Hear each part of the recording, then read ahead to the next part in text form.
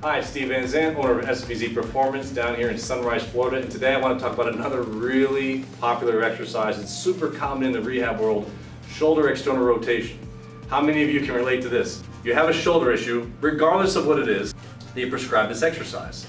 Hey, Mr. Smith or Mrs. Smith, let's do 25 of these things and we'll be back to check on you here momentarily. Many of you have done the exercise and it's a fine exercise. I want to highlight that the goal of this thing is your rotator cuff, particularly two muscles. You get your teres minor and your infraspinatus muscle. These muscles are challenged in a variety of different exercises. The true value of this particular one of the only ways that you're going to get really short contraction in those muscles, meaning that the detachment points are approximating as much as they possibly can.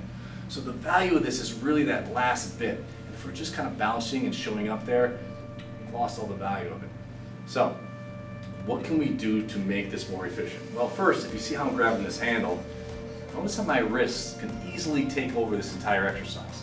So how many of you, maybe you have some grip issues, some forearm stuff, you're going through this, your forearm's burning, your hand's burning, and you don't feel anything in the area you're supposed to feel it. Well, it's a simple fix. We can bypass that altogether. So I'm gonna have James step in, and he has a wrist cuff already attached to him. We're just gonna lose the handle and attach it more proximal to his shoulder, right? So now this joint is not influenced at all, right? Now, rather than have him just show up out here, what I'm gonna need him to do is really focus on where does this joint stop rotating, right? So there's an axis through here, he's kind of pivoting around that. Pretend this bone here, this humeral bone, is like a bolt, and his forearm is a wrench on the bolt, and he's cranking the bolt to try to spin this externally. Right? Much more efficient. Now he's getting to the end range, he's owning the end, he's getting a contraction there, but there's a way I can make this even more efficient. If I were to turn James just slightly towards the arm he's working, this line of force that's represented in this band gets closer to his body. What does that mean? That means the resistance is lightening. That means the torque is reducing at the point at which it should.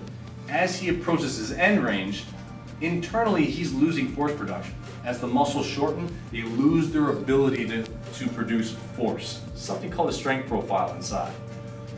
This way, he's able to really get in there and own it. Now, I'm gonna warn you now, doing it this way is gonna make it burn and it's gonna feel much more challenging, but it's gonna get much more efficient.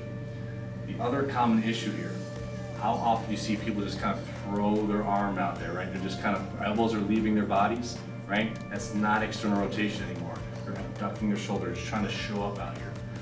As my fingers are pressed up in the inside of his elbow, it gives him a little pivot point to kind of shove against.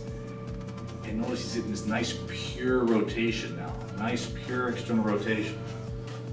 And just to be a mean guy, I'm gonna have him hold that end and only do maybe the last inch or so of the motion. These are little oscillated motions that just really hone in on that last piece of it, the real value of this exercise.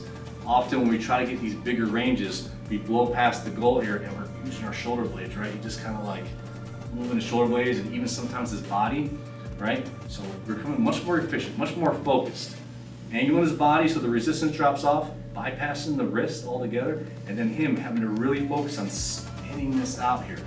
It won't take much, but this is going to really make this exercise much more valuable.